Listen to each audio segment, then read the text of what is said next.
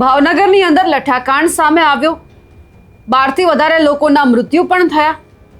પણ હવે આ બાબતે સવાલ સૌથી મોટો એ થઈ રહ્યો છે કે ગુજરાતની અંદર હજુ પણ ઘણી બધી જગ્યા એવી છે કે જ્યાં દારૂનું ખુલ્લેઆમ વેચાણ થઈ રહ્યું છે। એ બુટલેગરોને પકડવાની જગ્યા પર અત્યારે પોલીસ શું કરી રહી છે એ સૌથી મોટો સવાલ એટલા માટે છે કારણ કે જ્યારે કોંગ્રેસ દ્વારા અલગ અલગ જગ્યા પર વિરોધ પ્રદર્શન કરવામાં આવે છે તો એમના વિરોધને અટકાવવામાં આવે છે, એમને જ પકડીને લઈ જવામાં આવે છે। એટલે સવાલ એ છે કે સત્તા પક્ષની સામે ક્યાંક વિરોધ પક્ષ બોલે એટલે એમની અટકાયત કરવામાં આવે, પરંતુ જે કામગીરી કરવાની છે તો થતી નથી। નમસ્કાર, આપ જોઈ રહ્યા છો નિર્ભય ન્યૂઝ અને હું છું આપની સાથે રિદ્ધિ।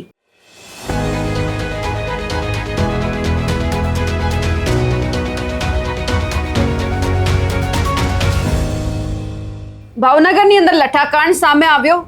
એ પછી ક્યાંક એવું લાગ્યું કે પોલીસે કામગીરી શરૂ કરી છે અને જે જગ્યા ઉપર દારૂનું વેચાણ થતું હોય એ બુટલેગરોને પકડવા, દારૂનો નાશ કરવો, આવી કામગીરી છે અઠવાડિયા સુધી ક્યાંક ચાલશે। પણ અત્યારે ક્યાંક એ જ પ્રક્રિયામાંથી પોલીસ પસાર થઈ રહી છે કે માત્ર દેખાડો કરતી હોય તેવી કામગીરી કરે છે, કારણ કે આજે પણ ઘણા બધા વિસ્તાર એવા છે કે જ્યાં ખુલ્લેઆમ દારૂનું વેચાણ થાય છે। આજે જ ગીર સોમનાથની અંદર જે દારૂનું વેચાણ થતું હોય, જે ખુલ્લેઆમ જે અલગ અલગ લોકો ફરતા હોય છે તેવી એક ઘટના સામે આવી। સવાલ આજે એટલા માટે થયો કે આજ ગીર સોમનાથની અંદર ઉનામાં કોંગ્રેસના કાર્યકર્તાઓ દ્વારા ક્યાંક વિરોધ પ્રદર્શન કરવામાં આવ્યો। ભાજપ હાય હાયના નારા લગાવવામાં આવ્યા। ડેપ્યુટી કલેક્ટર છે, પોલીસ ઇન્સ્પેક્ટર છે, તમામને આવેદનપત્ર આપીને રજૂઆત કરવામાં આવી કે આ તમામ બાબતે તટસ્થ તપાસ થવી જોઈએ। પણ સવાલ એ છે કે કામગીરી જો ખરેખર પોલીસે કરી હોત તો આજે ગુજરાતની અંદર એવું હજુ ના કહેવું પડત કે ક્યાંક દારૂનું વેચાણ નથી થતું। લઠ્ઠાકાંડ થયો એ પછી પણ ખુલ્લેઆમ દારૂ વેચાય છે, ખુલ્લેઆમ દારૂ પીવાય પણ છે, તેમ છતાં પોલીસ છે ત્યાં પહોંચી નથી શકતી। વિડીયો અનેક એવા સામે આવે છે। આ બધાની વચ્ચે જે ઉનામાં જે પૂંજા વંશ છે, બીજા કોંગ્રેસના કાર્યકર્તાઓ છે પહોંચ્યા હતા, જે ક્યાંક આવેદનપત્ર આપવામાં આવ્યું છે અને સીધો જ સવાલ કરવામાં આવ્યો છે કે કેટલી વખત તમને લઈને જશો, માંગ અમારી એક જ રહેશે, તમારે ધ્યાન આપવું જ પડશે। આ બધાની વચ્ચે જે પૂંજા વંશ છે અને જે પોલીસ વચ્ચે જે માથાકૂટ થઈ છે એ પણ જોઈ લઈએ, તેમની શું માંગ છે તે પણ સાંભળી લઈએ।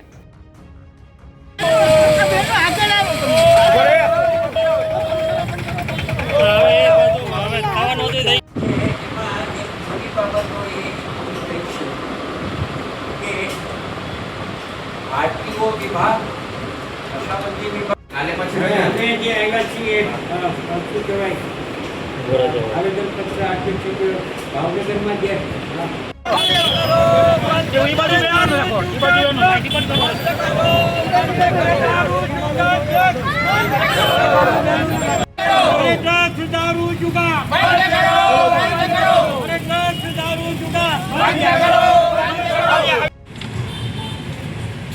એક બીજી કોપી આપજો ભાઈ, ઓછી એસપી સાહેબને બે નકલ અહીંયા આપો।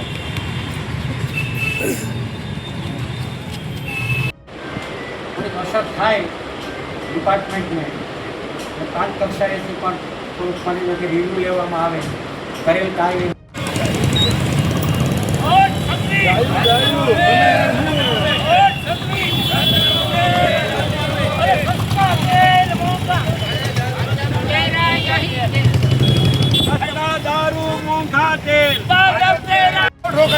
આવીએ છીએ।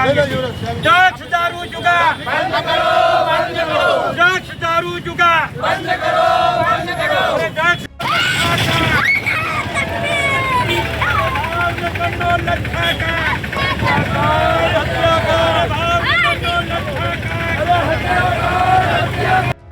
દારૂ જુગાર વલ્લી મટકા ડ્રગ્સ બંધ કરો, બંધ કરો। દારૂ ડ્રગ્સ વલ્લી મટકા જુગાર બંધ કરો, બંધ કરો। એટલા પણ કાર્યક્રમ આવ્યા, એક પણ કાર્યક્રમમાં કાંઈ તોડફોડ, વિવાદ, સંઘર્ષ કાંઈ નથી થયું। પણ બિનજરૂરી તમે પોતે કરાવરાવો છો, અમારે કરવો નથી, અમે શાંતિપૂર્વક કરીએ છીએ અને શાંતિપૂર્વક એ તમારી ન માન અને સમાજને અસર કરતા હોય તમામ બાબતની તાત્કાલિક તપાસ કરાવી ઉના ગીર પેદા થઈ ગીર સોમનાથ જિલ્લામાં તમામ તાલુકાના જાહેરમાં ચાલતી દારૂ, ડ્રગ્સ જેવી ગેરકાયદેસર પ્રવૃત્તિઓ તાત્કાલિક અસરથી પ્રાથમિક જવાબદારી છે અને એ જવાબદારી હોવા છતાં પણ બેફામપણે નશાનો કાળો કારોબાર ચાલે છે। ગીર સોમનાથ જિલ્લાની પ્રજા વતી અમારી આપ શીર્ષમાં લાગણી અને માગણી છે. અમે સાહેબ અગાઉ પણ આપ્યું છે અને અત્યારે પણ આપવા, અને એની મિલકતને યુપીમાં બુલડોઝર જે ફેરવી છે એવું જ રીતે અહીં બુલડોઝર ફેરવવાની વાત હતી, પણ એવું કાંઈ હજી કાંઈ એમાં કાંઈ થયું નથી. તો આપના નેતૃત્વની અંદર આપની નીચે જે કાંઈ સ્ટાફ છે એ બધાની સાથે અમે અપેક્ષા રાખીએ. અરે ભાવનગરનો લઠ્ઠાકાંડ! અરે ભાવનગરનો લઠ્ઠાકાંડ!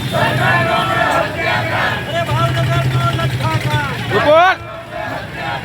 ભાવનગરનો લઠ્ઠાકાંડ! અરે ભાવનગરનો લઠ્ઠાકાંડ! અરે ભાવનગરનો લઠ્ઠાકાંડ! હર્ષ સંઘવી સુંદરબાજ આવેદનપત્ર આપ્યું છે ભાવનગર લઠ્ઠાકાંડ મુદ્દે, શું વિગતો છે? ગાંધીના ગુજરાતમાં દારૂબંધી છે અને દારૂબંધી હોવા છતાં રાજ્ય સરકાર એનો કડક અમલ કરવામાં સંપૂર્ણપણે નિષ્ફળ ગઈ છે. સમગ્ર રાજ્યની અંદર આ પ્રકારના લઠ્ઠાકાંડના ઘટનાઓ છે એ સતત ઘટતી જ આવી છે. એ પછી બરવાળાનો હોય ઘટનાક્રમ, ગીર સોમનાથ જિલ્લામાં ભૂતકાળમાં સૂત્રાપાડાનો હોય, અને તાજેતરમાં ભાવનગરની અંદર જે ઘટના ઘટી છે. લઠ્ઠાકાંડમાં ભાવનગરમાં જે ઘટના બની છે એની અંદર એક લઠ્ઠાકાંડમાં નશાબંધીને આબકારી વિભાગ, આરટીઓ વિભાગ અને પોલીસ વિભાગ એટલે કે ગૃહ વિભાગ, આ ત્રણેય વિભાગોની મિલી ભગતથી છેક મધ્યપ્રદેશમાંથી, હરિયાણામાંથી, અન્ય સ્ટેટમાંથી, રાજ્યમાંથી કેમિકલ મગાવીને વિદેશી દારૂની જે બોટલો જે છે એ ખાલી કરેલી હોય એ ખાલી બોટલોની અંદર આ કેમિકલવાળું પાણી ભરી અને સપ્લાય કરવામાં આવ્યું, અને એ જે લોકોએ પીધો એનાથી કે લઠ્ઠાકાંડની અંદર 11 કરતાં વધુ લોકો મૃત્યુ પામ્યા, અને આજે હજી ઘણા બધા લોકો હજી સારવાર હેઠળ છે. આ લઠ્ઠાકાંડ નથી, રાજ્ય સરકારના 3 વિભાગોની મિલી ભગતથી આ હત્યાકાંડ થયો છે. હત્યાકાંડ આચરવામાં આવ્યો છે. અને તમે આપ કહી શકાય કે ગુજરાત હવે કઈ દિશામાં જઈ રહ્યું છે. ઉડતા પંજાબ કહેવાતું એને બદલે હવે ઉડતા ગુજરાત કહી શકાય.